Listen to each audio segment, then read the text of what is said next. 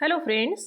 आज हम लोग देखने वाले हैं ईवीएस पेडागोजी के कुछ प्रश्नों को जो कि 23 जनवरी 2023 को पूछे गए थे।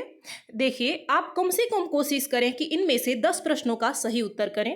अगर मैं खुद के एक्सपीरियंस की बात करूं तो सीटेट में जो है लगभग 70% रोल जो है वो प्रीवियस ईयर क्वेश्चन पेपर का होता है। आप जितना ज़्यादा इसे सॉल्व करेंगे आपके मार्क्स उतने ही अच्छे आएंगे। तो चलिए शुरू करते हैं आज की क्लास को। देखिए, पहला प्रश्न है, पर्यावरण अध्ययन की पाठ्यपुस्तकों में मेंडल के प्रयोगों को शामिल किया गया है। इसका कारण है, ऑप्शन ए है वैज्ञानिक पड़ताल के चरणों की ओर छात्रों का ध्यान आकर्षित करना, बी है छात्रों को सिखाना कि गुण एक पीढ़ी से दूसरी को संचरित किए जाते हैं, सी है छात्रों का ध्यान आकर्षित करना कि कैसे गुण उत्तरोत्तर पीढ़ियों द्वारा वंशगत होते हैं, डी है अपने तथा अपने अभिभावकों एवं रिश्तेदारों के बीच समानताएं खोजने में छात्रों की सहायता करना। अब इसमें से आपको कारण ढूंढना है कि आखिर जो मेंडल के चैप्टर जो दिए गए हैं ईवीएस के बुक में, उसका कारण क्या हो सकता है। तो देखिए, सबसे पहला कारण यह है कि वैज्ञानिक खोज किस तरह से होते हैं, कैसे उन लोगों को कितना ज़्यादा मेहनत करना होता है। तो इस चीज़ की ओर छात्रों का, बच्चों का ध्यान आकर्षित करना। साथ ही साथ यह नहीं है कि उनको सिखाना है कि कैसे गुण संचरित किए जाते हैं, ऐसा आपको नहीं करना है। इसमें सिखाने वाली कोई बात नहीं है। यह क्या है, यह एक सिद्धांत उन्होंने दिया था और इसके बारे में आपको बच्चों को बताना है। तो ऑप्शन सी भी सही होगा कि छात्रों का ध्यान आकर्षित करना है इस चीज़ की ओर कि जो गुण होते हैं वो एक पीढ़ी से दूसरे पीढ़ी में वंशगत होते जाते हैं। और अगला है डी, अपने तथा अपने अभिभावकों एवं रिश्तेदारों के बीच समानताएं और असमानता खोजने की बात नहीं है।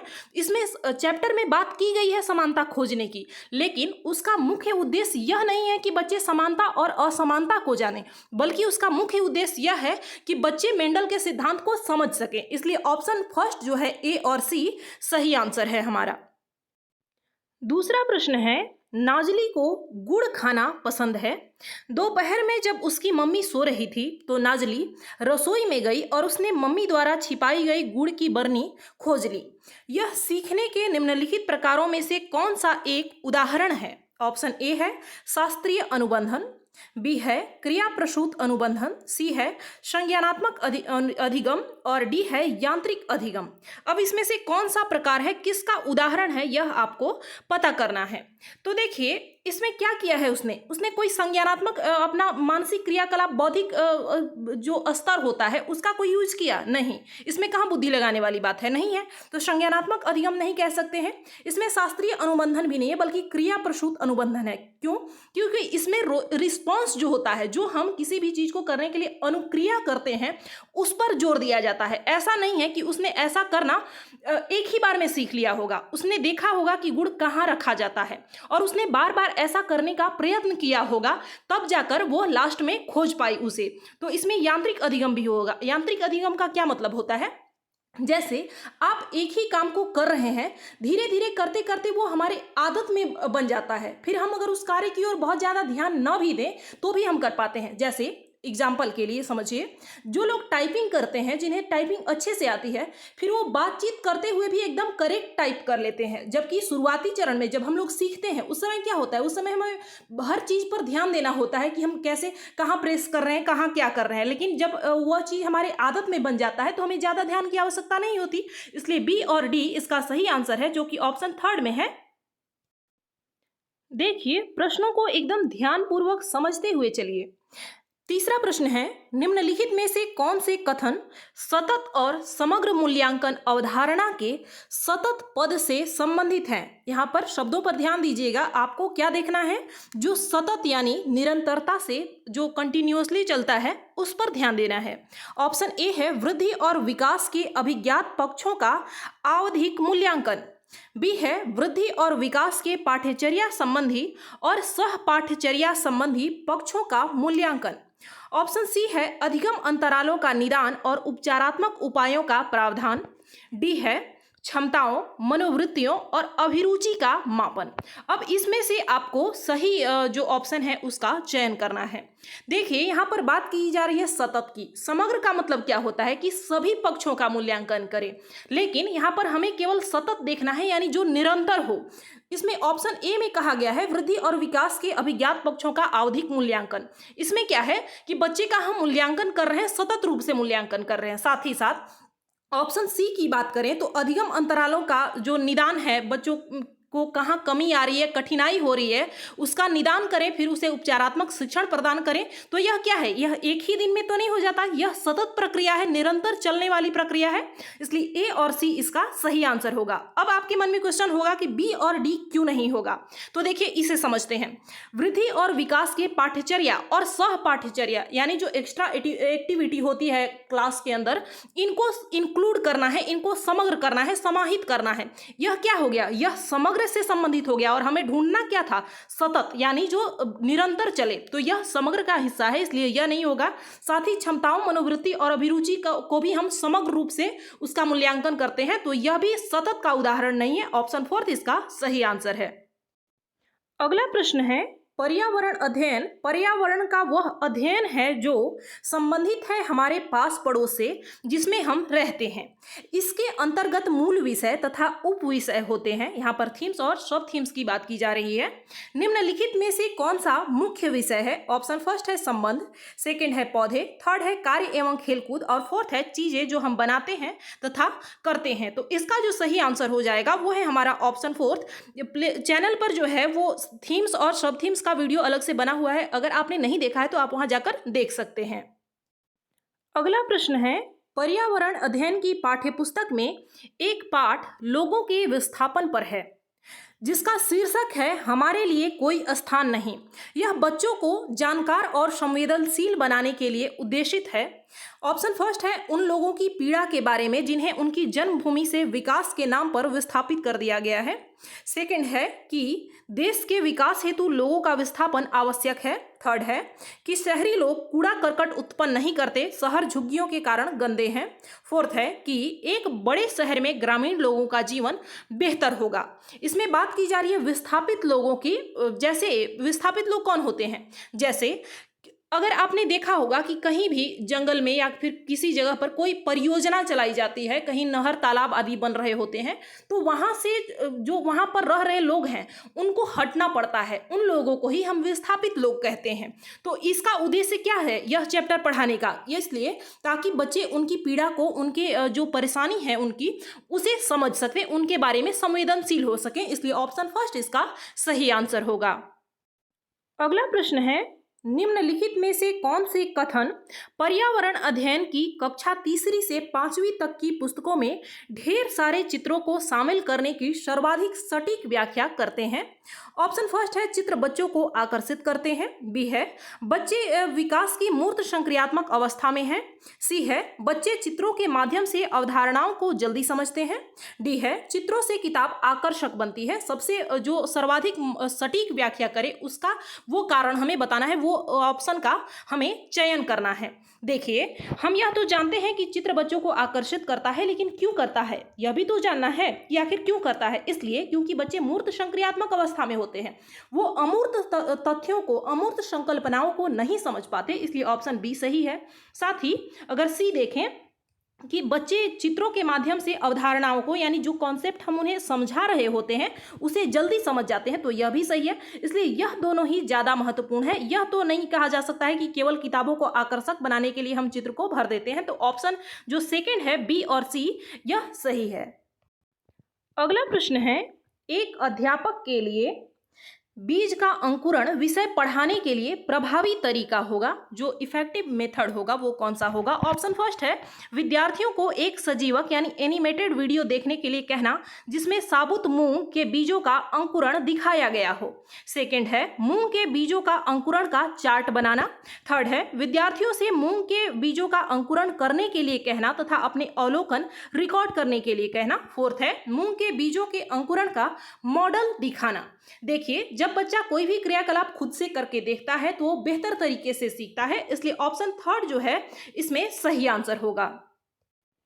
अगला प्रश्न है राष्ट्रीय पाठ्यचर्या की रूपरेखा एनसीएफ 2005 इस बात पर जोर देती है कि पर्यावरण अध्ययन की शिक्षा होनी चाहिए। ऑप्शन फर्स्ट है हमारे आसपास के वातावरण, प्रकृति, चीजों और लोगों के साथ बातचीत, क्रियाओं और भाषाओं दोनों के माध्यम से। सेकंड है केवल एनसीईआरटी और राज्य बोर्डों द्वारा तैयार की गई पर्यावरण अध्ययन की पाठ्यपुस्तकों द्वारा। थर्ड है पर्यावरण से संबंधित गतिविधियों में शामिल शिक्षक और विद्यार्थियों द्वारा। फोर्थ है विद्यार्थियों के लिए शिक्षकों द्वारा चयनित उपयुक्त गतिविधियों द्वारा। तो हमें ईवीएस की जानकारी, ईवीएस की शिक्षा कैसे प्रदान करनी है बच्चों को? आसपास के वातावरण से जो प्रत्यक्ष चीजें हैं उनके अनुभव के द्वारा, साथ ही लोगों से बातचीत के द्वारा सीखा जाना चाहिए। ऑप्शन फर्स्ट इसका सही आंसर होगा। अगला प्रश्न है सबसे उपयुक्त विकल्प से रिक्त स्थान की पूर्ति कीजिए। डैश प्रकृति के प्रत्यक्ष अवलोकन और प्राकृतिक और सामाजिक दुनिया में पैटर्न और प्रक्रियाओं को समझने में युवा दिमाग को शामिल करने का एक माध्यम बनना चाहिए। ऑप्शन फर्स्ट है माता पिता को, सेकंड है साथियों को, थर्ड है पर्यावरण को और फोर्थ है शिक्षकों को। इसमें से जो सबसे उपयुक्त है उसका आपको चयन करना है। देखिए यहाँ बात की जा रही है ईवीएस की, तो इसमें जो ऑप्शन थर्ड है इसका सही आंसर होगा। पर्यावरण को यानी हमारा जो आसपास का परिवेश है उसे प्रकृति के प्रत्यक्ष अवलोकन, अवलोकन का मतलब होता है चीजों को देखकर सीखना, मतलब उसको हम खुद से देख रहे हैं, एक्सपीरियंस कर रहे हैं, इन चीजों के द्वारा सीखना। और सामाजिक दुनिया के पैटर्न जो है उनको या फिर जो प्रक्रिया है, प्रोसेस है, उसको समझने का सबसे बेहतर जो विकल्प है वो है हमारा पर्यावरण। इसलिए ऑप्शन थर्ड इसका सही आंसर होगा। देखिए अगला प्रश्न है इस साल स्कूल के बगीचे से खूब सारे आम इकट्ठा हुए। जूली ने पर्यावरण अध्ययन कक्षा 5 के पाठ खाए आम 12 महीने पढ़ाने के लिए इन आमों का उपयोग करने के बारे में सोचा।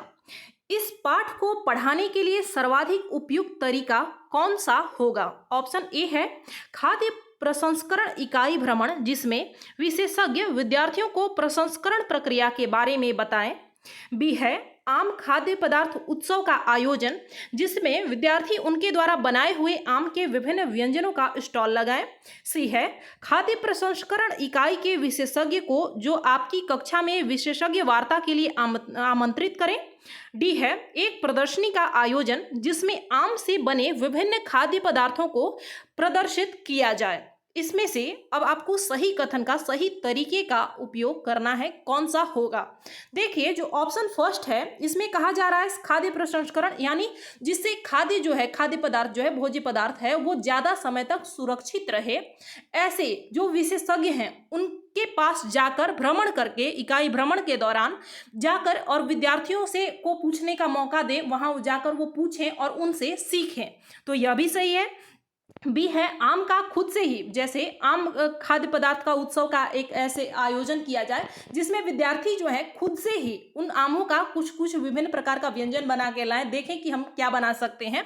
और इस तरीके से जो लर्निंग होती है ना वो अस्थायी होता है। इस तरीके से जिस काम में बच्चे खुद इन्वॉल्व होकर करें, खुद से कर रहे हैं, खुद एक्टिविटी कर रहे हैं, उससे जो लर्निंग है, जो सीखना है, अधिगम है, वो अस्थायी होता है, बच्चे कभी नहीं भूलते हैं। इसलिए ए और जो बी है वो दोनों कथन सत्य है। इसलिए ऑप्शन फर्स्ट इसका सही आंसर होगा। इसमें क्या है, ऑप्शन सी में आपको लग रहा होगा कि यह क्यों नहीं होगा, हमसे सबसे उपयुक्त तरीका पूछा गया है।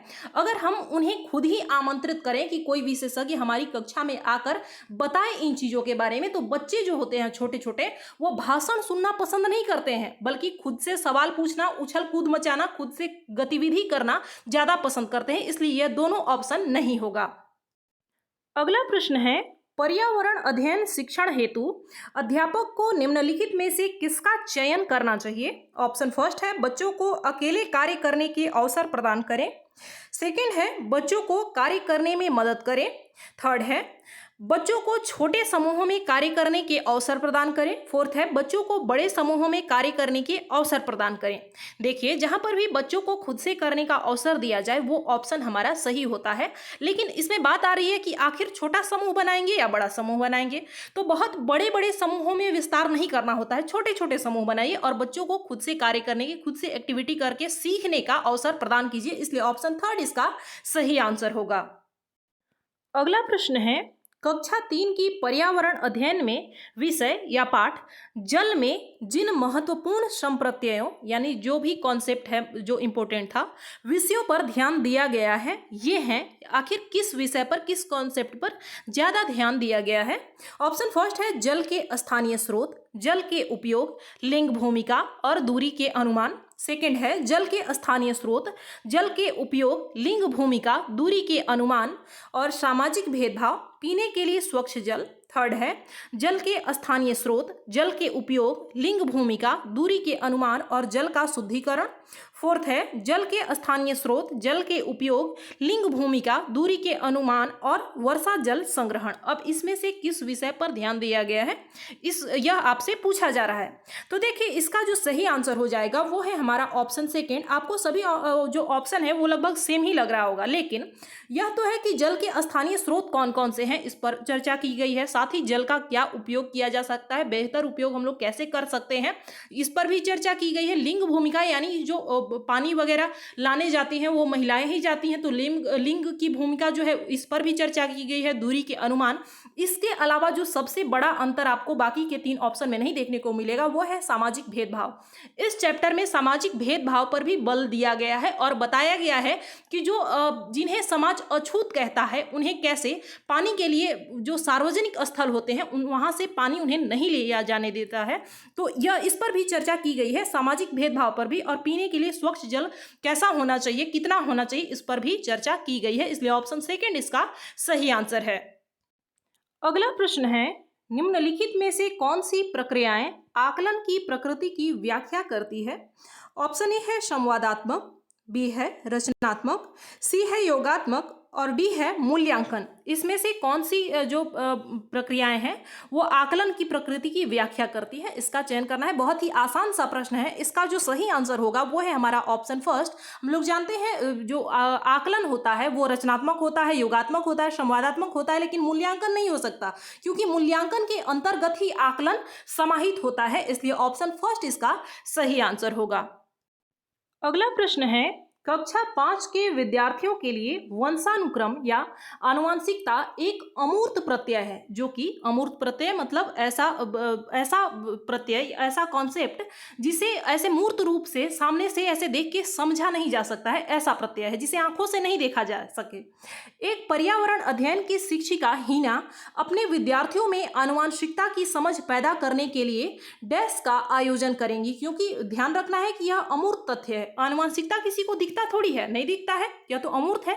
अब इसमें के लिए आप क्या करेंगे। ऑप्शन फर्स्ट है हाथों से क्रियाकलाप यानी हाथ से एक्टिविटी करना, सेकंड है भूमिका निभाना यानी रोल प्ले, थर्ड है अन्वेषणात्मक क्रियाकलाप और फोर्थ है उदाहरणों का विश्लेषण करना।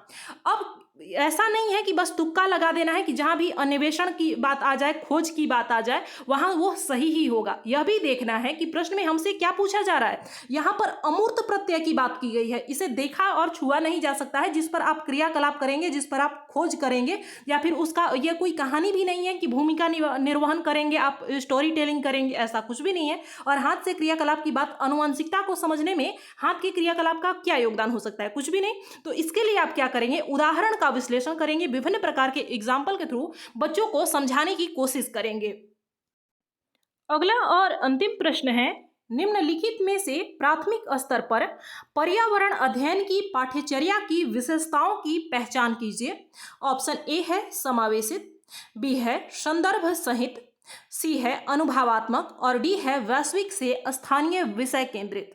अब देखिए इसमें से सही क्या होगा, विशेषता कौन सा है पर्यावरण यानी ईवीएस के पाठ्यचर्या की, तो उसकी बात की जा रही है। समावेशित है, साथ ही संदर्भ सहित भी है यानी कॉन्टेक्स्ट, तो उसमें कॉन्टेक्स्ट तो होगा ही ना। अनुभवात्मक यानी एक्सपीरियंस के बल पे ही हम बच्चों को सिखाने की बात करते हैं, यह भी होगा।